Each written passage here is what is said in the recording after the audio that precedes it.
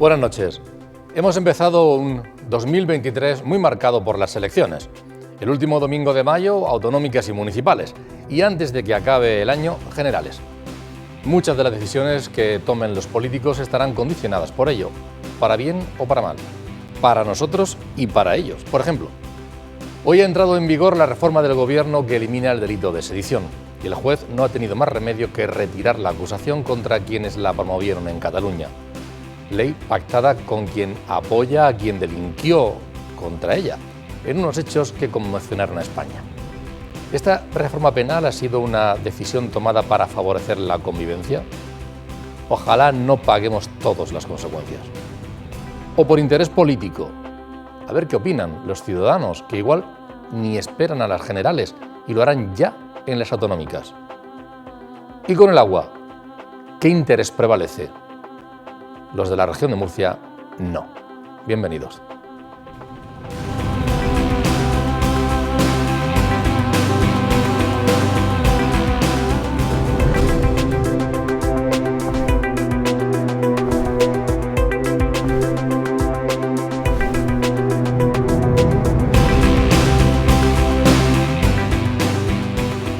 Bienvenidos, comenzamos un nuevo año, aunque continuamos la temporada aquí en el debate de Popular Televisión y lo hacemos con Gonzalo Gondosel. Bienvenido, Gonzalo, un placer contar contigo. Buenas noches, muchas gracias. Gracias. Con Javier Adán. Javier, encantado. Pues igualmente. De compartir mesa, tertulia. Volvemos a empezar el año, está gracias. Bien. Sí. Y Pablo Blesa, muchas gracias. Bienvenido, buenas noches. Antonio, un placer estar aquí de nuevo. Gracias por invitarme con estos ínclitos compañeros. Javier, va a ser un año vamos a intentar, la verdad es que hay muchos temas de los que hablar durante los próximos programas, así que bueno, lo iremos diciendo poquito a poco. Y en este vamos a hacer un poco un resumen de 2 o 3 asuntos que seguro que van a marcar la dinámica a nivel regional y nacional y por tanto también la cobertura que hagamos desde este programa. Por ejemplo, este es un año, como decíamos, 2023, muy marcado por las elecciones. Antes de que acabe el año, antes del 20 y algo de diciembre, seguramente en noviembre habrá elecciones generales, pero es que antes, el 28 de mayo, último domingo de ese mes, serán las autonómicas y municipales. Por tanto, un año en el que todo lo que vaya a ocurrir de aquí a entonces, a mayo, por ejemplo, pues muy marcado por decisiones estratégicas de los partidos ya muy a corto plazo, ¿verdad? Completamente. Hemos visto además el cierre del año, quizás las decisiones, hablando a nivel nacional, las decisiones más difíciles que podrían tomar en cuanto a la legislación que querían poner en vigencia. Hoy mismo pues hemos asistido a uno de los últimos capítulos de esto. Seguramente que a partir de ahora, desde ese contexto nacional, pues que veamos el que se apresura los procedimientos para aprobar legislación que sean más gratos para un cierto perfil de votante, ¿no? Estamos hablando de lo de la derogación ley Mordaza, etcétera, etcétera. Si hablamos de la región de Murcia, fíjate tú, a mí casi me sorprende, lo comentaba esta mañana con unos compañeros de prensa, que quizás no estamos viviendo esos momentos previos de los 4 o 5 meses antes de las elecciones de vorágine de lo que es la precampaña electoral. Sí que casi vivimos en una precampaña electoral permanente, ¿no? Pero que no se está notando, entre otras cosas yo apuntaba, digo, quizás es que ahora mismo sí que se está notando el asunto ese de que las precampañas electorales también necesitan mucho dinero y ahora se controla mucho más. Pero lo cierto es que no hay una cuestión determinante más allá de los conflictos entre los partidos. Pero sí que es cierto que vamos a empezar a vivir momentos de lo que son el cierre de lo que ha sido el ejercicio del poder durante 4 años y las perspectivas que nos ofrezcan a los ciudadanos para los próximos 4 años. Otra cosa, tanto a nivel municipal como en la Comunidad de Murcia, ¿no? Otra cosa es lo que luego cada uno tenga que hacer repaso. ¿Qué fue lo que se cumplió? ¿Qué fue lo que no? ¿Cuál fue la actitud de la oposición positiva o no? ¿Y cuál es la que no fue constructiva, ¿no? Entonces, en ese escenario es en el que nos vamos a mover. Gonzalo, la verdad es que ha habido muchísimas noticias económicas durante este año como consecuencia de la pandemia, la salida, tema de China, la guerra a Ucrania. Y ha habido muchísimas decisiones que nos han afectado económicamente. ¿Tú crees que cuando llegue mayo, los fondos Next Generation, ¿tú crees que cuando llegue mayo la gente votará con el bolsillo o con la cabeza? En función de cuestiones económicas que han ido ocurriendo o más, digamos, políticas, ideológicas que se han ido tomando. ¿Qué va a pesar más? Yo tengo miedo de que la gente va a votar más con el corazón y menos con la cabeza. Y menos afectados por temas económicos que por temas ideológicos.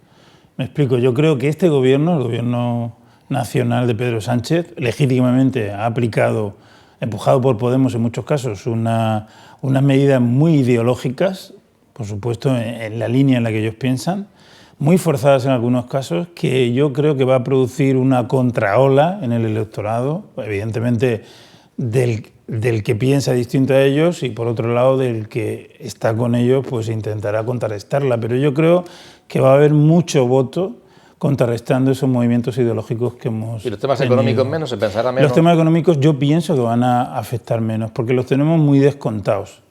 Esa es mi sensación. Yo creo que la guerra está estabilizada, la inflación está ahí, se está reduciendo, ya hablaremos más adelante.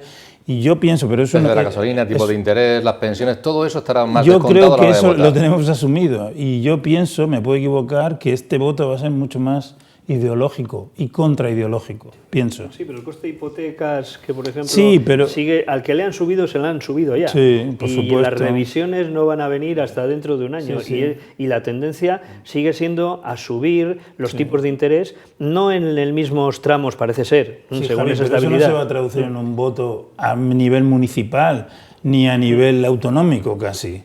Eso podría ser a nivel nacional. Y yo creo que a nivel nacional va a haber ese voto, pero va a estar muy contrarrestado por un voto ideológico. Son dos cuestiones. Por una parte, si sí, economía o más política. Por otra parte, hasta qué punto en las elecciones autonómicas va a pesar la gestión autonómica, la gestión que se ha hecho en la región de Murcia o los ayuntamientos, o la política nacional lo va a empañar mucho. Lo va a Yo condicionar. creo que, lógicamente, la política nacional va a contagiarlo mucho por la cercanía de una contienda electoral a la otra. Entonces, en este periodo donde ya se están definiendo tanto los argumentarios y como los posicionamientos, yo sé que ya he notado en la calle en la que vivo que ha comenzado la guerra electoral. Yo ya he visto hoy los carteles de los candidatos. Incluso he visto a un candidato comprando en el supermercado y haciendo amigos. Y ya lo decía Obama, que no hay nada peor que un político en campaña electoral, como un perro buscando una esquina. Busca cualquier micrófono y busca cualquier ocasión de hacer valer sus puntos de vista. En ese sentido, yendo a la parte de los trabajos demoscópicos, el último que tenemos es el del CIS, si no me equivoco, el último así, digamos, relevante. Y lo digo relevante ¿por qué? Ya sabemos que el CIS, los trabajos del CIS, están tignados por el hecho de que su dirigente máximo, Tezanos, ha sido parte de la directiva socialista. Pero por eso me parece importante lo que el CIS de diciembre aventuraba para las elecciones o el estado electoral en Murcia, que era casi una mayoría absoluta del Partido Popular, entre 18 y 23 escaños para el Partido Popular, una más mediocre resultado del Partido Socialista, entre 15 y 17, hablamos siempre de 45 escaños en nuestro Parlamento regional en Cartagena, hablamos de yo diría que lo que sería un fracaso de Vox, de 4 a 5 a 6 escaños, y Podemos, que estaría también rondando esos escaños, 3, 4 escaños. Eso es lo que decía el CIS. Pero es verdad que tú y yo sabemos, Antonio, porque participamos en lo que yo creo que es un gran equipo demoscópico, aquí en la Facultad de Comunicación, el OBEDE, que se ha entrevistado a 345 murcianos. Los trabajos nuestros del OBEDE entrevistan a 800, casi 900 murcianos. Con lo cual hay unas variables ahí de error importante. La segunda parte son los argumentarios. Y ya Pedro Sánchez hizo un alarde en su cierre, refiriéndose, lo que va a ser el argumentario del Partido Socialista. Uno, somos un partido que protege. ¿A quién? Ha llegado una pandemia, os hemos protegido, a los débiles. Un volcán en La Palma, os hemos protegido. Han subido la inflación mucho, eso hemos dado subsidios. Eso por un lado. Luego tenemos Cataluña, que van a vender un escenario un poco idílico, en el que el procés es algo ya muerto. Y la eficiencia legisladora, han aprobado más de 190 leyes, van a ir por ahí. ¿Qué va a hacer nuestro amigo Feijóo?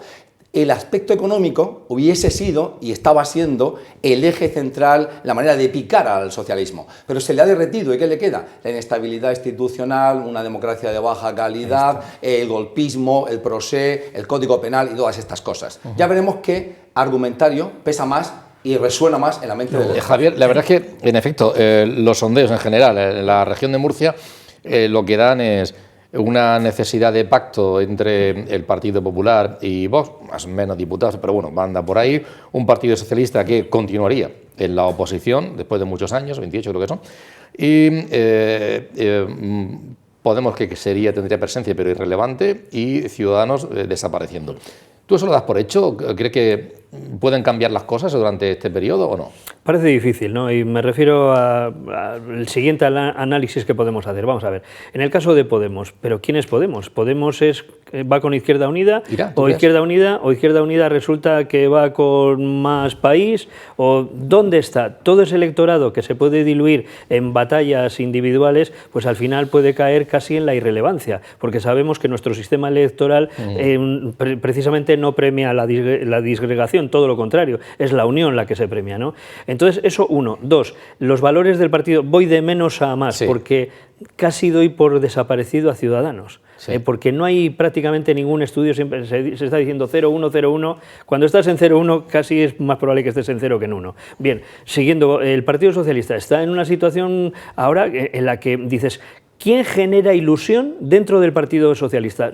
Salemos a la calle, yo que estoy mucho en la calle, y dices, ¿quién te puede generar ilusión como líder del Partido Socialista? En la región de Murcia estoy hablando. Pues la verdad es que no se percibe eso como tal. ¿Cuáles son las soluciones que está dando el Partido Socialista o que propone el Partido Socialista desde la Asamblea Regional a día de hoy? Pues no se ha visto que haya unas propuestas legislativas que vayan a cambiar lo que ya estaba haciendo el Partido Popular. Entonces dices, el Partido Socialista, si se le da que va a perder incluso hasta 2 escaños, pues no sería extraño. Es decir, con el panorama, estoy describiendo el panorama que, uno, describen las encuestas y dos, que percibimos los ciudadanos cuando salimos a la calle.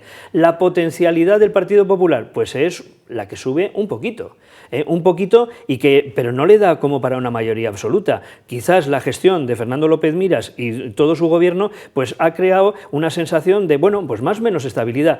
Eso hacia los ciudadanos les produce una sensación de seguridad. Y por último, Vox. Vox es quien quizás más está espoleando el panorama, ¿no? Por ejemplo, la batalla por todas las circunstancias que se producen en torno al Mar Menor. Vox está buscando un caladero de votos ahí diciendo, oye, mira, lo del Mar Menor se soluciona de distintas maneras, como por ejemplo abrir las golas. Ellos lo han dicho sin ningún problema. A algunos les parece una barbaridad y quizás habría que ver qué piensa Europa, pero ellos lo proponen así y hay mucho ciudadano que desde su casa lo ve y dice, oye, ¿por qué nos vamos a cargar puestos de trabajo si se puede solucionar de esa manera sencilla? Entonces yo creo que es algo atractivo y que puede hacer que Vox suba para ser determinante, uno, en algunos ayuntamientos, sobre todo del Mar Menor. Estamos hablando seguramente, voy a decirlo con nombre y apellido, de lo que son las poblaciones. Pues en Fuente Álamo, por ejemplo, es muy probable que pudiese ocurrir alguna cosa así. Y luego ese apoyo que es necesario para el Partido Popular para poder gobernar y con mayoría absoluta, y es lo que va a hacer hasta donde llegue el Vox, es donde le puede repercutir o no al Partido Popular. Cierro con esto. Si el Partido Popular llegase a sumar más escaños que toda la oposición, no Vox, sino el resto, la oposición de izquierdas juntas, el Partido Popular puede gobernar con tranquilidad. Ese, a día de hoy, es el panorama que reflejan las encuestas y que yo creo que en la calle mucha gente lo ve. De todas maneras, yo me reafirmo en lo que he dicho antes. Yo creo que conforme pase el tiempo, nos acerquemos a las elecciones de mayo, se va a diluir el tema económico. Es verdad que es muy importante y es verdad que lo sufrimos, pero yo hablo desde el punto de vista de que afecten las elecciones, es lo que pienso. Y creo que el tema ideológico, el tema político va a subir. Yo estoy de acuerdo contigo, yo doy por hecho la desaparición de Ciudadanos. Hablo de mi opinión personal. Yo creo que Vox va a repuntar, creo que va a repuntar más allá de esos 5 o 6 que le daba Antonio, yo creo que puede llevar a más. Creo que va a haber un gobierno a nivel regional de PP con Vox. Y centrándome en mi ciudad, que en Cartagena, ahí va a ser curioso, porque ahí no tiene nada que ver con el resto, ahí va a haber una lucha muy cerrada entre Movimiento Ciudadano y el PP, y Vox va a tener una fuerza importante. ¿Pero qué va a pasar? Va a depender del pacto regional. Si hay un pacto regional PP-Vox, habrá un gobierno PP-Vox. Y si no, puede haber un gobierno Movimiento Ciudadano. Esos 5 o 6 no lo decía yo. Hacía referencia Pablo al CIS, que marca que en cualquier caso, con unos estudios muy distintos era 8, de los que hacen yo exactamente. Yo creo que va a estar más cercano al 8 que al 5 o 6. Hay un elemento ahí importante, que es dentro del anecdotario político y dentro de la rumorología que se está dando, en este caso cerca del Partido Popular, y es que de cara a las municipales le está costando al Partido Popular encontrar líderes que quieran abanderar la propuesta del Partido Popular en aquellos lugares, aquellos municipios, y son unos cuantos, donde no está gobernando el Partido Popular. porque dices, es que juego a perdedor, y jugar a perdedor, eso siempre duele. Entonces, esas circunstancias se está dando. ¿Hasta dónde puede implicar eso? Porque claro, ¿quién va con 2 votos distintos a las urnas? ¿Qué ciudadano de los que vosotros conozcáis pensar que dice, no, a la comunidad autónoma voy a llevar este y a mi ayuntamiento voy a llevar este otro? La tendencia de uno y otro, y es una de las cartas que puede jugar el Partido Socialista, decir, yo estoy gobernando en muchos de los municipios de la Comunidad de Murcia y a ver si con eso puedo arrastrar. Pero es un juego político. Esa ¿no? diferencia, por ejemplo, en Cartagena sí se da. En Cartagena hay mucha gente que tiene un voto muy local y un voto regional. Nos hemos ido a conocer las opiniones precisamente de quienes van a estar ahí trabajando duro durante estas próximas fechas. Por ejemplo, en el Partido Popular, Joaquín Segado es el portavoz de su grupo parlamentario. Nuestra campaña va a ser una campaña positiva, va a ser una campaña donde vamos a proponer un modelo de bienestar social, vamos a consolidar ese modelo que inspira al Partido Popular, el modelo del empleo, el modelo de apoyo al autónomo, al pequeño empresario, el modelo que nos permite que si la economía va bien, pues va mejor para todos, hay más trabajo y las personas al final están en el centro de la actividad política. Eso es lo que vamos a defender, eso es lo que vamos a intentar explicar en los próximos meses. Nuestra aspiración es gobernar en solitario. Nosotros salimos a este partido para ganarlo con todas las consecuencias, no salimos a empatar, salimos a ganar. Y salimos a ganar a explicarle a la gente nuestro proyecto, y eso es lo que vamos a intentar. Yo creo que es momento de no hacer experimentos. Esta legislatura precisamente ha sido ejemplo tanto a nivel regional, donde ha sido necesario alcanzar multitud de pactos con mucha gente, y a nivel nacional, donde tenemos un gobierno de coalición de Partido Socialista con Podemos, con los independentistas. Bueno, yo creo que es momento de dejarse de experimentos y es momento de apostar por lo seguro. La política regional tenemos un modelo, como te decía al principio, un modelo pues, que ha demostrado su solvencia, un líder que ha demostrado que es capaz de, en los peores momentos, tomar las decisiones más difíciles, que es Fernando López Miras. Y a nivel nacional yo creo que los españoles estamos hartos de lo que está pasando. Un punto de vista totalmente distinto, desde luego, es el del Partido Socialista de la región de Murcia. Su portavoz es Carmina Fernández. Es un año muy importante. Es un año muy importante para todos, pero fundamentalmente muy importante para todos los ciudadanos y ciudadanas de esta región.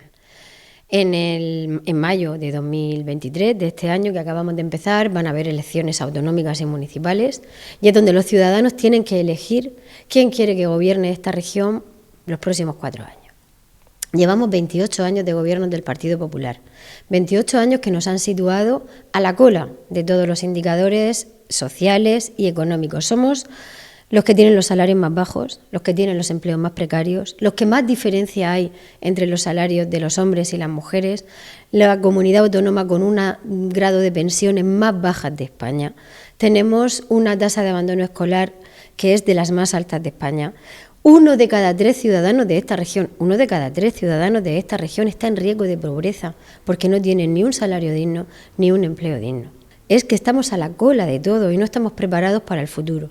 De manera que ya está bien de despilfarro, ya está bien de comprar tránsfugas para mantenerse en el poder, que es lo que está haciendo el Partido Popular, ya está bien de gobernar solo para unos pocos, ya está bien de todo eso, y toca en el 28 de mayo, toca cambio.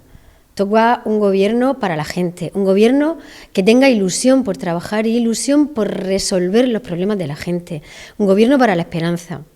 Un gobierno, como están haciendo en muchos municipios nuestros alcaldes y alcaldesas en esta región, que los ciudadanos de cada uno de esos municipios saben que están mejor que los vecinos de al lado, que no están gobernados por el Partido Socialista, y eso es lo que queremos para esta región. Tenemos más testimonios y además conexiones en directo, va a ser un programa movido. Por ejemplo, vamos a conocer el punto de vista de José Ángel Antelo, es el presidente de Vox en la región de Murcia y candidato a la presidencia de la comunidad autónoma. Bueno, Vox va a sacar un resultado importante en todos los ayuntamientos y evidentemente en la Asamblea Regional. La gente está cansada de que les engañen durante tanto tiempo, quizás demasiado tiempo. Los partidos de siempre y el Partido Popular, pues en esta región, tienen los últimos índices a la región de Murcia. No tenemos una financiación justa, somos una región hiperfinanciada, no tenemos infraestructuras, tenemos las pensiones de las más bajas de España. Queremos vamos a hacer una ley que cuide del Mar Menor, que esto es muy importante porque nos trajo de la corona, y queremos castigar a los que lo contaminan, ¿no? Que son los ayuntamientos ribereños. Queremos recuperar la seguridad en nuestros barrios. Con Vox la inmigración ilegal no estará acampando a sus anchas, no recibirán subvenciones. Los sondeos pues están pagados por el Partido Popular o por el Partido Socialista. Recientemente hemos visto uno de La Sexta, que no creo que sea muy afín a Vox, en el cual nos da en torno de los 10 diputados y nos da 7 concejales en el Ayuntamiento de Murcia. No creemos las encuestas. Sinceramente estamos viviendo unos momentos muy complicados para nuestra nación, porque hay un señor que está dando un golpe contra todo. Está dando un golpe contra la separación de poderes, está dando un golpe contra la institución, gobierna con todos aquellos que dijo que no iba a gobernar. Vemos con muchísima preocupación como hay otro partido, que en teoría debería hacer oposición a este partido, que cada vez que puede clama pactos y más pactos con Sánchez, que es el señor Feijóo. A nosotros esto nos preocupa muchísimo. Y en la región de Murcia, en cada ayuntamiento, sea Ojos, que tiene 500 habitantes, hay que votar en contra del socialismo y hay que votar a la fuerza que más hace frente al socialismo en todos los lugares, en las instituciones, en la calle.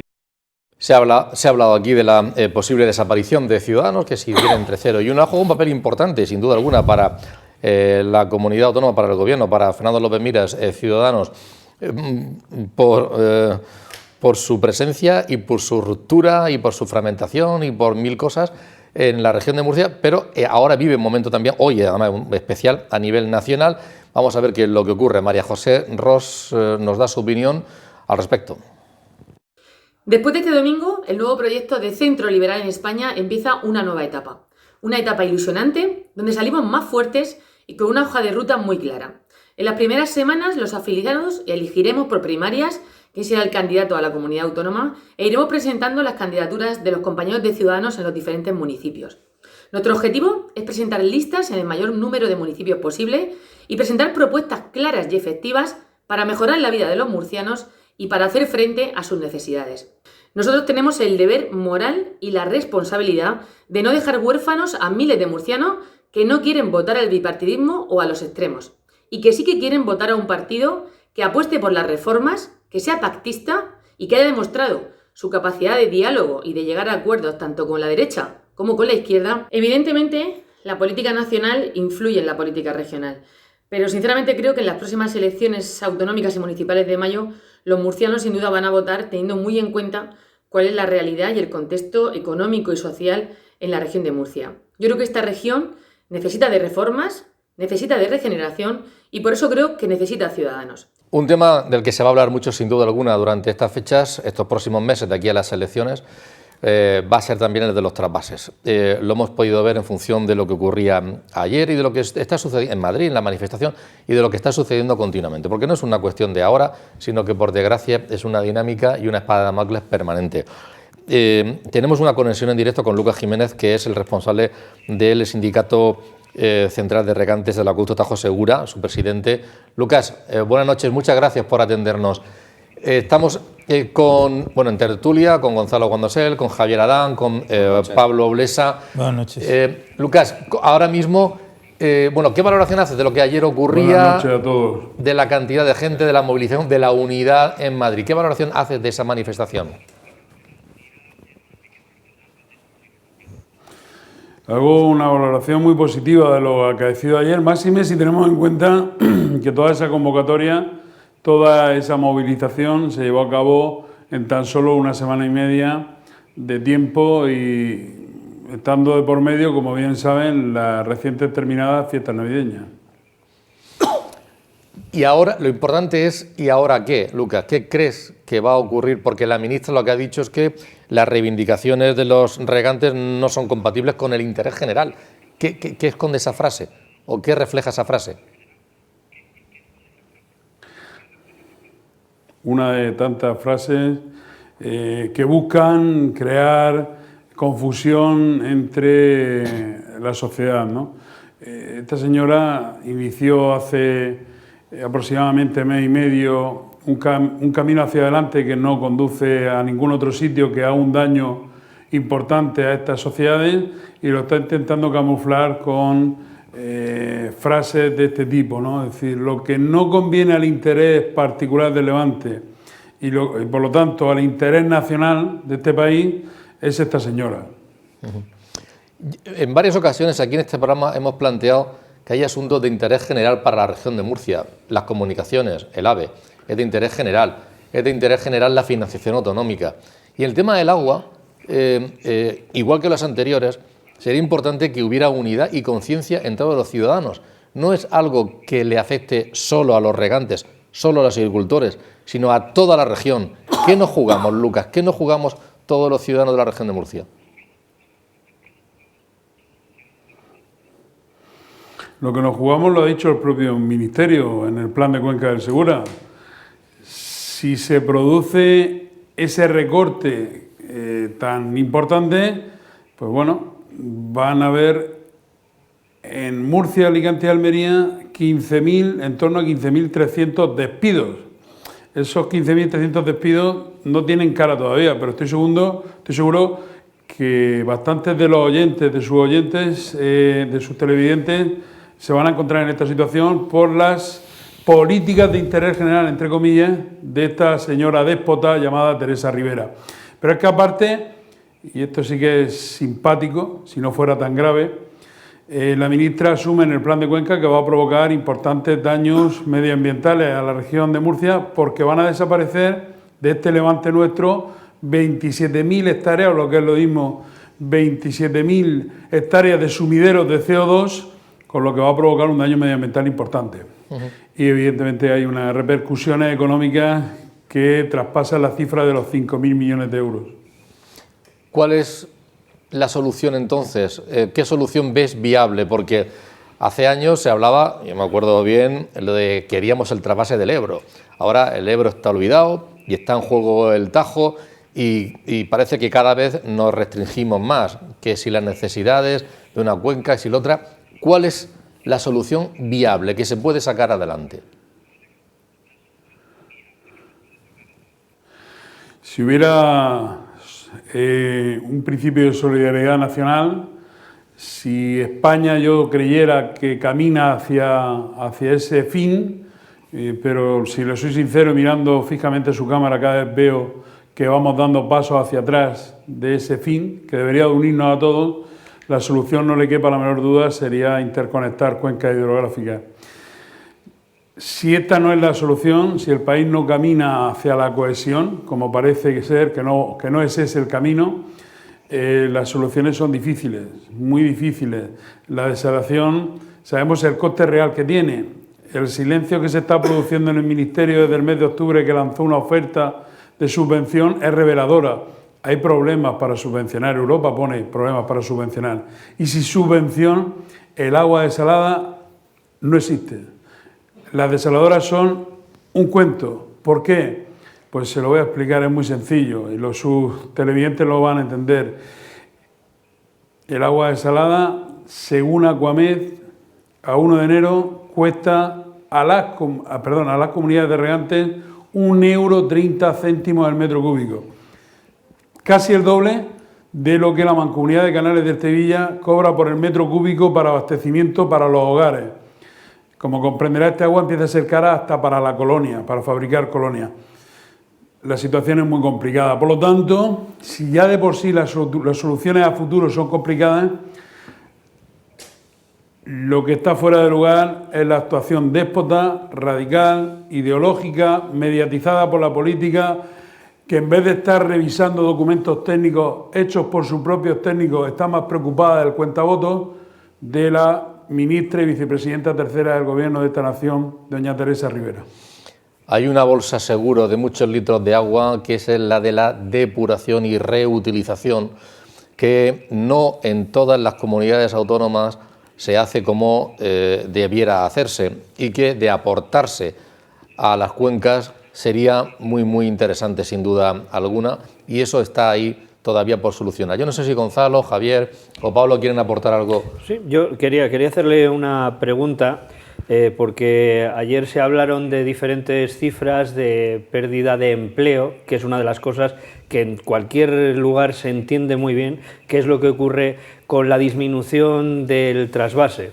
Bien, hace un año y medio nada más, se hizo un estudio por parte del Colegio de Economistas en el que se decía el cierre del trasvase puede suponer la pérdida de 45.000 empleos, que es para la región de Murcia, para cualquiera que lo esté escuchando de fuera de aquí, una auténtica barbaridad, una sangría para nuestro mercado laboral, ¿no? Eso significaría, pues cualquiera se puede hacer a la idea. Bien, el amenazar con disminuir el trasvase, el amenazar con que no se pueda trabajar, no solamente es el momento incipiente, el momento primero en el que hay pérdidas de trabajo inmediato, como ustedes apuntaban ayer, sino que al final de lo que se está hablando, de lo que se puede hablar, es la pérdida de reputación por parte de las empresas, la pérdida de reputación por parte de la comunidad autónoma que vende al exterior y, por lo tanto, esa otra cifra de que al final puede significar como un cierre encubierto del trasvase, por lo tanto, más de 45.000 empleos perdidos. Y esto es una barbaridad que en cualquier lugar del mundo se entiende. Frente a eso, ¿cuál es la respuesta del Ministerio?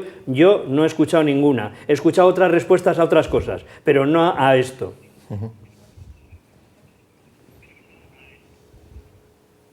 Bueno, vamos a ver, las cifras están claras. El Ministerio asume en el plan de cuenca del Segura que con 1 metro cúbico por segundo de subida de caudal en Aranjuez va a haber 8.000 despidos.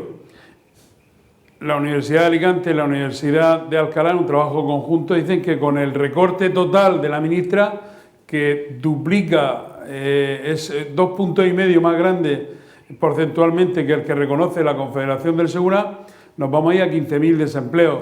Evidentemente, 15.000 desempleos en estas sociedades significa, aparte del drama familiar para el que lo padezca, va a significar un magno agujero, porque no van a ser despidos solamente del mundo agro, significa un agujero negro muy importante en las economías que, como todos ustedes bien saben, están muy entrelazadas. Toda la economía real depende de lo que le esté pasando al vecino. Por lo tanto, están poniendo en peligro, estoy totalmente de acuerdo con usted, la economía regional de esta Murcia nuestra. Lucas, muchas gracias por... ¿Alguna cosa, Gonzalo, Pablo? No, me ha quedado muy claro. Pues, Lucas, muchísimas gracias por atendernos y, desde luego, todo el apoyo desde esta casa, de Popular Televisión, este programa en concreto, El Debate. Sé que contamos con vosotros. Un abrazo muy fuerte. Gracias y buenas noches. Un abrazo. En efecto, hubo esa manifestación ayer en Madrid. Vamos a ver algunas imágenes, algunos recursos. Esta casa, Popular Televisión, ha estado informando, dando cuenta de ella. Y bueno, prácticamente todos los partidos políticos, digo prácticamente, me parece que alguno no asistió, pero los demás de la región de Murcia, la inmensa mayoría de la región de Murcia sí que estuvieron allí presentes. Y es sin duda datos calofriantes económicos, ¿no?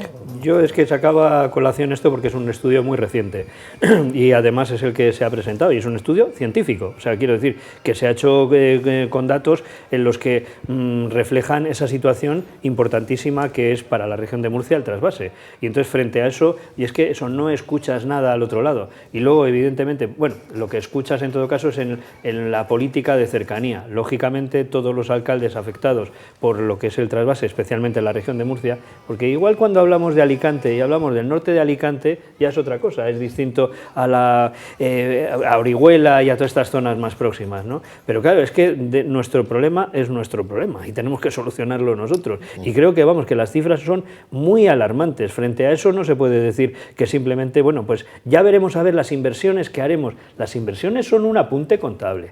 Las inversiones son, vamos a invertir 8.000 millones y con esos 8.000 millones traeremos... No, a mí lo que me hace falta es que si usted me quita el agua ahora, yo tenga agua inmediatamente y en las mismas condiciones. Porque si no son las mismas condiciones, es que me va a tener usted que subvencionar. Europa no me va a permitir subvenciones y además no las queremos porque tenemos tecnología para mantenerla. Entonces es una especie de círculo vicioso. Pero en este caso, Javier, yo creo que sí es importante el apoyo del vecino de arriba, porque quieras que no, el vecino de arriba, la Comunidad Valenciana, está gobernada por el PSOE. Sí, siempre nos hemos quejado del escaso peso político que tiene la comunidad murciana en Madrid, no es el caso de la valenciana, que además está gobernada por el mismo partido político que el gobierno, por lo cual yo creo que ahí deberíamos, o los dirigentes deberían buscar medios para apoyarse en Ximo Puig para reclamar lo que realmente es nuestro y que... No, la verdad es que la gran pregunta aquí, después de escuchar a Lucas en el sentido de que la opción desalada no es una opción, puesto que el precio de ese agua desalada, que es de baja calidad, sería el doble que el agua que consumimos en los hogares, es algo estrambótica. Y que lo que se vierte de salmuera se puede disparar. Claro, hay dos elementos aquí que son paradójicos. Uno, que se vea implicado 3 gobiernos autonómicos a la misma vez. El andaluz, no lo olvidemos, Almería, un gobierno socialista en Valencia y un gobierno popular aquí. En segundo lugar, que la zona más boyante, de mayor crecimiento poblacional, económico, más dinámica, el Levante español, la frontera, el borde, la cara mediterránea de España, se vea abocada al desastre económico por una medida que yo aún no termino de entender a quién beneficia. Porque, a ver, García Paje, ¿en qué sentido se beneficia? ¿Es un beneficio estrictamente político? ¿Se van a crear en Castilla todos esos empleos que desaparecen en Murcia? ¿Qué se va a hacer con el agua allí? Es que no se puede hacer tomates allí, ni lechugas allí, ni pimientos allí como se hacen aquí. Con lo cual yo no entiendo esta medida, que me parece radical en el sentido de que parece guiada por una obsesión estrictamente ecológica que se olvida de las personas en pos de las ideas. A mí me gustaría, obviamente trabajamos en una universidad, Gonzalo y yo, que en algún momento se vislumbrase lo que parece ser la única solución a este desastre político, económico, social, español, que es alguna solución tecnológica que permita una desalación diferente, Pablo, con un tipo de energía distinta y limpia y no que produzca salmuera. No parece cercano, con lo cual es una hecatombe. Volvemos a la variable ideológica. Es que yo creo que está primando una sensación que se ha escuchado muchas veces de que niega que esa agua que viene aquí sea para riego, que dice que es para campos de golf, para no sé qué, para todo un complejo que asocian con una parte muy concreta ideológica y están actuando contra ella. Esa es la única idea que me puede a mí entender por qué están haciendo esto. Yo lo que pasa es que me gustaría recordar lo siguiente. La palabra reconversión. Aquí, según toda la normativa del Ministerio, pues al final tendría que haber una auténtica reconversión de todo el sector agrícola, agrario de la región de Murcia, ver efectivamente, pues según llueva, según haya disposición de agua, pues entonces se puede tener unos volúmenes de negocio y tal. La reconversión industrial en el País Vasco, que yo la viví en primera persona, gracias al ministro Solchaga, os recordaremos todos a Solchaga, dijo, no, esto hay que hacerlo así porque es el futuro y tal. Gracias a la reconversión industrial a día de hoy, 30 años después, en el País Vasco todavía se acuerdan de él. Porque se cerraron prácticamente todas las siderurgias, todas las empresas, y en cambio los alemanes fueron mucho más prudentes. Los alemanes siguieron manteniendo la cuenca del Ruhr, la que todos conocíamos, la industria siderúrgica potente, tomaron las medidas de manera mucho más prudente. Y en cambio en el País Vasco lo pasó muy mal, las familias que tuvieron que marcharse, las familias que fueron arruinadas, a esas nadie les ayudó, y a día de hoy pues todavía se acuerda uno de Solchaga. Solchaga, un gran ministro, pues Solchaga el gran ministro, muy brillante, pues resulta que lo que hizo fue eso. No estamos asistiendo aquí a esa supuesta reconversión. Pues bueno, pues la reconversión, que lo miren con mucho cuidado, porque igual lo que hacen es un perjuicio en el que dentro de 30 años tengamos que acordarnos pues de quién lo hizo, ¿no? Vamos con una cuestión más. Hoy ha entrado en vigor, lo decía Javier hace un rato, hoy ha entrado en vigor la reforma del Código Penal que elimina la sedición y automáticamente ya se está, bueno, el propio juez Llanera, que evidentemente se ha visto obligado a retirar la acusación, sí que la mantiene por malversación y desobediencia. Bueno, esto va a pesar, no va a pesar. Tenemos además, por cierto, presidente del Tribunal Constitucional, Cándido Conde Pumpido. Bueno, he llegado a pensar que esta era la operación maestra de Sánchez. ¿A qué me refiero? A que, por una parte, al eliminar del Código Penal, de facto, la sedición, que es lo que ha hecho, al reducir, rebajar la malversación y dejar en simple desobediencia, que apenas tiene un reproche penal, esos delitos, no solo es que ha premiado a aquellos delincuentes del procés que se quedaron en España, sino que me parece que la jugada maestra estriba en que no solo se va a beneficiar de un apoyo electoral supuesto en Cataluña bastante generoso e importante, y ciertamente de alguna manera y a su manera, de manera muy torticera, muy maquiavélica y retorciendo las leyes, ciertamente va a llevar el procés a su finalización y a otra fase en cualquier caso. Pero creo que la obra maestra de este señor es, yo creo, lo he vislumbrado hoy cuando Llanera ya ha modificado las euroórdenes. Ya sabemos, hemos seguido aquí en este programa la evolución fracasadas de todas esas euroórdenes, que tanto en juzgados de Alemania, donde fue detenido Puigdemont, como de Bélgica, no resultaron en nada. Pero ahora, una vez que elimine ese delito de sedición, que parecía tener un encaje raro en países tan extraños como en ese ámbito, como pueda ser Bélgica, tan liberales en ese sentido, o incluso esos landers alemanes, en los que unos jueces de segundo nivel decretaron que no se le debía extraditar al señor Puigdemont, ahora yo creo que puede ser que nos regocijemos, y creo que esa es una bomba electoral para Sánchez, no va a suceder en un mes, desde luego, pero pudiese que antes de las elecciones, pudiese bien que antes de las generales, el señor Puigdemont sí fuese extraditado. Y como lo que queremos ver los españoles en algún momento, esa delincuente que huyó en un vehículo en el maletero, esposado, llegar a España, no nos importa si lo juzgan por malversación, que es por lo que ahora se le juzgaría, o por sedición, tanto como verlo de vuelta a España, esposado y encarando la justicia. Y creo que eso es lo que él se guarda en la manga. Bueno, que la malversación no parece que le fuese a suponer ningún riesgo. Pero lo extraditarían. Sí, no, bueno, pero digo porque es que como supuestamente cárcel, ¿no? él no se benefició de los fondos. Pero el juez Llarena el juez Llarena no ha dictado eso. Se ha reducido la pena de malversación cuando no pero él ha dicho que en no lo que se ha beneficia centrado es con en lo que se ha centrado el juez es en la desobediencia. Y en la malversación. Ojo, no es poco, Hay un tema, que no es poco. también me parece muy interesante. Me parece muy interesante que en el auto del juez, el juez dice que todos los delitos por los que fueron juzgados ellos, según el Código Penal expirado, por llamarlo así, que se mantienen, que para él le parece un error. Se hace un juicio de valor respecto a esas modificaciones, diciendo que ha sido una filigrana legal y que a él no le ve sentido, y él lo expresa ahí. No obstante, creo que va a servir para que sea extraditado Puigdemont. La jugada maestra de quién es, Pablo, ¿es de Sánchez o es de RC? Porque vete a saber, dices tú, ha llevado el proceso a otro sitio. Quizá de los dos. Espérate a dónde lo va a llevar. Según las expectativas. Yo creo que es más de RC que de Sánchez. No, yo creo, No, porque ahora Sánchez mismo tiene un conflicto dentro de sus filas. Sí. Hemos visto pues como tiene manifestantes por un lado en la calle y por otro lado el presidente asumiendo por su papel político institucional. Y entonces quien va a sacar el partido seguramente que sea el Partido Socialista de Cataluña. El PSC es los cálculos que se están haciendo electorales. Eso le va a costar a nivel nacional. Es decir, esto me reafirma lo que he dicho al principio. Todas estas decisiones van a tener un coste político muy importante. Van a dejar al lado la economía de cara al voto y van a polarizar mucho el voto por todos estos movimientos. Javier, seguramente el Partido Socialista de Cataluña saldrá beneficiado. Lo que habrá que ver cómo salimos los ciudadanos de todo el país, del conjunto, y también los varones del Partido Socialista de aquellas otras comunidades autónomas. Que van a estar muy cabreados. Que están muy cabreados porque, evidentemente, ¿por qué? Pues porque piensan que los ciudadanos de sus comunidades, digamos moderados, incluso de los socialdemócratas y demás, no puede comulgar con ruedas de molino, le puede costar el número de votos. En Castilla-La Mancha, por ejemplo, hay varias encuestas hechas, algunas de ellas del propio CIS, en el que la identificación de los ciudadanos de Castilla-La Mancha es fundamentalmente con España, ¿no? Es decir, no hay un sentimiento regionalista y además hay un rechazo al sentimiento regionalista, lo voy a decir así, porque ellos lo sienten como tal, de Cataluña. Entonces no ven bien desde Castilla-La Mancha el potenciar, el beneficiar, el tolerar todo ese progresivo apoyo al independentismo catalán. Y claro, Paje, que no tiene un pelo de tonto, todo lo contrario, pues dice, oye, espérate un momento, me tengo que posicionar delante de mi presidente, pues me posiciono delante de él, porque yo lo que tengo que salvar es mis votos para las próximas elecciones, y las tengo en 4 meses,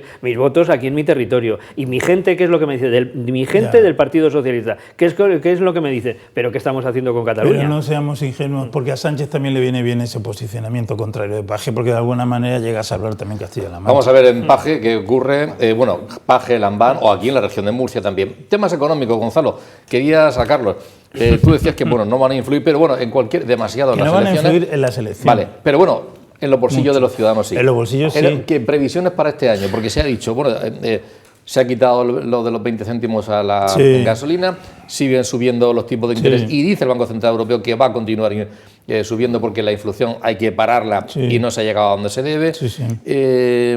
¿Qué previsión haces tú para este año? Vamos a ver, estamos en una situación complicada. Está claro, el principal problema que tenemos ahora mismo es la inflación y el incremento del coste de la vida, eso está claro. Y para eso se han subido los tipos de interés, y la subida de los tipos de interés no es mala. Es verdad que vamos a entrar en recesión, posiblemente tengamos crecimiento negativo del PIB el último cuatrimestre del año 2022 y del primero de 2023. Pero eso, aunque parezca raro, es una recesión en el papel y no es mala porque nos ayuda a controlar la inflación. La economía se va a estancar, parece que va a crecer al 1,1%, estiman un pool de las estimaciones más importantes que hay, pero ya empiezan a decir que la inflación en junio puede bajar a alrededor del 5%. Luego, esa recesión negativa en el papel no es mala porque es la más efectiva para ayudar a controlar la inflación. ¿Cuál es el problema? El problema es la duración y la intensidad de esa recesión. Y ahí es donde está el problema en España, porque mientras que en otros países europeos parece que esa recesión va a ser menos intensa y menos duradera, en España podría ser algo más intensa. Pero aún así, yo lo llevo defendiendo aquí mucho tiempo, y con Pablo y contigo, no estamos ni mucho menos en otra crisis ni parecida a la de 2008 ni siquiera a la de 2020. Estamos en un proceso recesivo que nos va a ayudar a solucionar un problema mayor que es la inflación. En cualquier caso, los ahorros de las familias se están esfumando. Evidentemente. Había un dato por ahí, no recuerdo. 4.000 millones. 4.000 Sí, un 2,1% en activos financieros se ha perdido. Pero eso es por la bajada general. Tienen y ya no lo tienen, con lo cual, al final, si tú tienes menos dinero ahorrado, el que tienes para disponer, por miedo, y es importante, el consumo lo reduces. Por supuesto. Y las familias se están viendo afectadas. No hablo de las grandes multinacionales, sino de la clase media. Mira, el consumo está reduciendo, la compra de vivienda se está produciendo, eso es así. Pero vamos a ver, muchas veces tú tienes que dar un paso para atrás para dar tres para adelante. Esa pequeña recesión, esa pequeña, sensación que estamos teniendo ahora de que los precios están carísimos. Bueno, es una pequeña sensación porque no estamos en una crisis como la del 2008. Digo la pérdida de ahorros. Sí, ya, pero que no es tanto como nos pasó en el 2008. Ahí hubo una debacle mucho mayor. Pero lo que te quiero decir es que eso nos va a ayudar a bajar la inflación. Es que si no baja la inflación, entonces no tienes el problema gordísimo. Y parece, y todas las estimaciones de los grandes bancos o centros de estudios dicen que vamos en el buen camino, que parece que la inflación se está reduciendo y que en junio tendremos podemos tener una inflación rondando el 5%. Eso de tocar el IVA de algunos alimentos básicos, eso al final son circunstancias que terminan de verdad beneficiando al bolsillo de los ciudadanos o se pierden por el camino. Hombre, yo creo que son efectivas y son necesarias muchas veces para quitar esa sensación. Muchas veces es peor la sensación de lo que está pasando que lo que realmente está pasando, porque tú no eres capaz a lo mejor de entender que ese mal que estás sufriendo hoy te va a producir un beneficio mayor a medio plazo. Sí que es cierto que luego se producirá el efecto estadístico, es decir, que aunque el ciudadano en el bolsillo dices, vamos a ver si a mí me has bajado unos céntimos, pues yo esto no va a nada, pero los céntimos de todos es lo que hace que luego se diga, oye, pues sí, que bajaron los precios, porque bajaron y tal, y entonces volvemos a lo mismo, es un efecto, vamos a decir que incluso propagandístico, ¿no? Es decir, pues tienes esa sensación de que yo no lo he notado, pero dicen que sí. Claro. Una de las cosas de la duración de esto es por el tema de la guerra también. Yo no sé, Pablo, ¿qué previsión tiene? Sí, la verdad es que la inflación es el resultado, primero, de que se inyectó una cantidad de dinero a las economías durante la pandemia salvaje. Es decir, recordamos, por ejemplo, que en el caso de Estados Unidos, Donald Trump topaba los salarios de todos los empleados americanos, de todo el mundo en América, con $600 a la semana. Eso que creó unas bolsas de ahorro exageradas. Al mismo tiempo, ¿qué ocurría? Que esa gente no salía al cine, no salía a los bares, no consumía fuera, no hacía vida social, y todo en que quedaba, en que se invertía toda esa enorme ahorro que estaba produciéndose por esa inyección de dinero, ese imprimir papel. Pues fundamentalmente en bienes de equipo. Esos vienen de China y como estaban gomificadas las cadenas de suministro, pues entonces la inflación subía. Y luego llega Putin, que veía esa dinámica, y recordamos que ante estas dos dinámicas de exceso de liquidez en el mercado y de esas cadenas de suministro gripadas, pues los bancos centrales decían, no hay que hacer nada, esto se va a asentar poco a poco, esto es transitorio. Primero dijeron que simplemente se iba a esfumar y luego que era transitorio, pero llega Putin e invade Ucrania y entonces los precios de los alimentos y los precios de la energía tenemos un shock energético. Es brutal que los españoles nos hemos gastado el 4% del PIB o 52.000 millones en el incremento del precio de la energía. Es que se dice pronto, el 4%. Y a Europa le ha costado la guerra de Rusia, la guerra de Putin, el incremento de los precios de la energía, pues 400.000 millones tranquilamente. Con lo cual, esto por un lado, y luego para combatir la inflación, la subida de los precios de todo, y para combatir la inflación, la subida de los tipos de interés salvajes que han comenzado la Fed en Estados Unidos, el Powell, y aquí en Europa Lagarde, ¿a qué lleva? A que en nuestros bolsillos estamos empezando a ver agujeros. Y que todo ese ahorro, a mí ayer me mandó un amigo, en la situación del ahorro en ese país, en Estados Unidos, que hasta hace muy poco, ahora Estados Unidos tiene los tipos de interés al 5%, llegarán al 7%. Entonces, la más rápida subida de tipos de interés en 40 años. ¿Qué ocurre? Que ahora el ahorro se ha consumido y los niveles de ahorro y de disposición de capital de los americanos han bajado a la situación previa a la gran crisis de 2008. Entonces, mucha gente ya ve, esto es puede ser el inicio de una recesión. ¿Por qué? Porque si no consumimos, si yo conozco los datos del mismo Fondo Monetario Internacional, el Banco de España, ¿qué ocurre? Que la economía, 60% es el gasto de los ciudadanos. Entonces, si gastamos menos, obviamente, el gran reto es que la economía se desacelere para bajar la inflación, pero que no se hunda en una recesión. Y ahí no sabemos si las medidas que se están tomando nos llevan a un aterrizaje suave o salvaje. Respecto a España. Yo sí lo creo. Con esto termino, ya lo sé. Con esto termino. En España, ¿qué tenemos? Que por una parte se ha crecido realmente más de lo que se esperaba, casi un 5% en el año pasado. Eso es muy bien, está muy bien. Y el mercado de trabajo que se está comportando fantásticamente bien. Si hay trabajo, no hay recesión, aunque la haya técnicamente. ¿Por qué? Porque la gente sigue pagando sus hipotecas, va al supermercado, tiene menos dinero, pero sigue cumpliendo con sus obligaciones financieras. El problema es si empezásemos a ver, que no lo prevemos, que no se prevé en 2023, pero es que ya os digo, yo estoy de acuerdo con las previsiones del Banco de España, pero al mismo tiempo recordamos que los economistas típicamente se equivocan y que las grandes crisis, no las ha visto nadie, no las veían. La de 2008, que era enorme y se veía una burbuja descomunal, y no se veía, porque a la gente no le interesa ver, y a los que están vendiendo no les interesa que veamos. Entonces, de momento no, todo va bien. Bueno, espera, que un día la gente deja de comprar hipotecas y empezamos a ver cómo la desaceleración es tan rápida que va a ser una potente recesión. De todas maneras, yo insisto a los telespectadores, con todo cariño que te tengo, que no te hagan mucho caso, porque yo creo que no estamos en una situación tan desastrosa como estás pintando. Yo creo que estamos... Yo no he dicho que estemos. Hombre, has dicho que podemos llegar al camino de una recesión,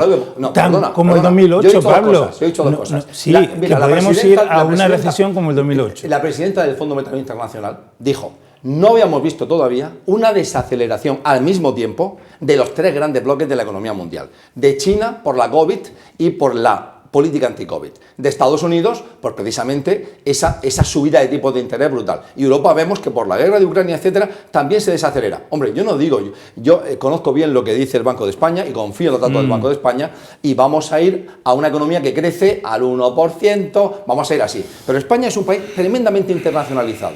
Y cualquier factor, cualquier ruptura que se produzca fuerte, importante, fuera, por ejemplo en Estados Unidos, llevaría a que aquí fuese Javier, una cuestión. Hablaremos también este año mucho de las pensiones. Ha empezado el baby boom. Sí, es decir, aquellos que nacimos en el 60, 60 y tanto, del 70, se entran en las pensiones y no se vislumbra acuerdos, pactos de Toledo, consensos y demás. Se ha lanzado por parte del ministro varias veces algunos globos sonda y de pronto, tanto por un lado como por otro, hay enfados porque no gusta, pero hay que hacer algo. El primer dato ha sido justamente al contrario, ¿no? Subida que lo van a notar al finales de este mes los pensionistas de un 8,5%, que no va a estar nada mal, sobre todo para algunas pensiones. Las más bajas no lo notarán mucho, pero a esos que han brincado y han pasado los 3.000 euros, seguro eso es bueno que... para ellos, pero no para las arcas del Estado. Claro, por eso digo que en principio las buenas noticias se dan antes de las elecciones.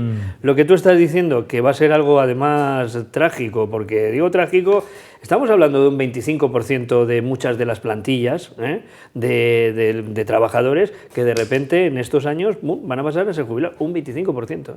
Es decir, que la pirámide poblacional, si la vemos, es que es tremenda. Y por mucho que se intente retrasar a los 67 años con 4 meses y tal, pero es que resulta que luego hay una serie de efectos que se producen. En Francia están hablando solamente de llegar a los 64 años. Y claro, el problema del baby boom no solamente fue español. español, también Sí. fue europeo, o sea, después de la salida, Segunda Guerra Mundial, etcétera, etcétera. Y en ese contexto no va a favorecer. Pero el problema en España prácticamente es un 25% más de personas que vamos a tener derecho en los próximos años a jubilación. La base social de trabajadores, ahora mismo otro de los datos también, y por cerrar con eso, que alarman, es que el sueldo medio es más bajo que la pensión media. El sueldo medio de los trabajadores. Dice, ¿cómo puede ser esto? ¿Cómo se puede mantener? Pues la verdad es que con mucha dificultad, ¿no? Gonzalo, hemos hablado de cómo afectan los bolsillos, el tema de la subida de tipos y demás. Pero ya la deuda, incluso del Estado, lo digo porque la Comunidad Autónoma de Murcia está muy endeudada, el Gobierno de España está muy endeudado. Ayer me parece que salió una noticia diciendo que el Tesoro ha colocado casi 5.000 millones de euros en letras a 6 y 12 meses por las que paga el mayor interés de la última década. Sí.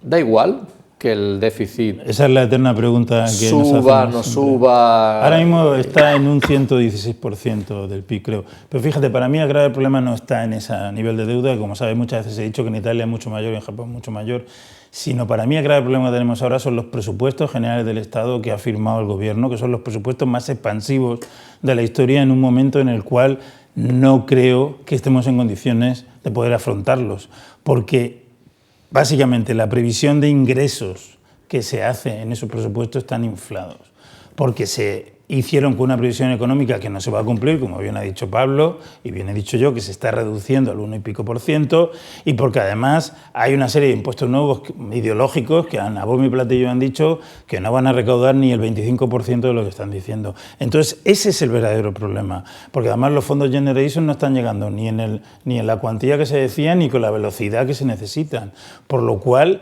ese agujero que tú dices y que te preocupa sí que se puede hacer más grande, pero por culpa en parte de estos presupuestos que para mí no son lógicos.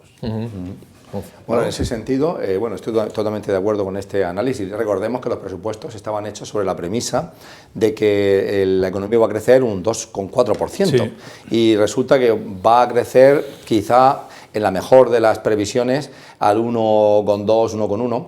Cierto es, y el Gobierno en eso fía su suerte, que este año la economía ha crecido más que esperaba el Banco de España, más que esperaba el Fondo y más que esperaba el propio Gobierno. Pero yo creo que eso no se va a repetir, esa afortunada coyuntura. Yo creo que la solución, si finalmente la hay, España no entra en una recesión, y ojalá que no se destruya empleo, que es lo más importante, para mí es lo más importante, que el mercado laboral muestre su resiliencia, la que ha tenido el año pasado, que se han creado 500.000 de empleos y además se han incrementado en 270 y tantas mil las personas en la seguridad social. Ojalá que siga así. Pero si eso no es así, empieza a haber morosidad, desempleo, será tremendamente dañino y el Gobierno lo fía, ¿qué? Lo fía a los fondos Next Generation que suplirían con más de 30.000 millones el gasto público y que, bueno, que la crisis energética se vaya diluyendo. Hemos visto cómo nos han quitado al común de los mortales la ayuda en la estación de gasolina, los 20 céntimos, que han quedado exclusivamente centrados en algunos sectores de la economía y que sea una recesión en Europa, que la va a haber, que ya lo dijo el Fondo Monetario Internacional, que 2/3 de los países de la Unión Europea van a sufrir recesión.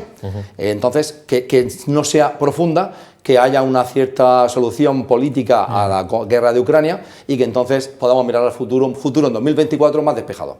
Bueno, vamos a ver los informes, los estudios, que ahí tú nos los acercas. Sí, ¿no? Además en breve se presentará a final de mes el barómetro del Colegio de Economistas, bueno, pues que será interesante el ver cuáles son los datos, porque siempre es una valoración adelantada de lo que va a ocurrir, ¿no? También un aspecto de confianza. Sí, claro.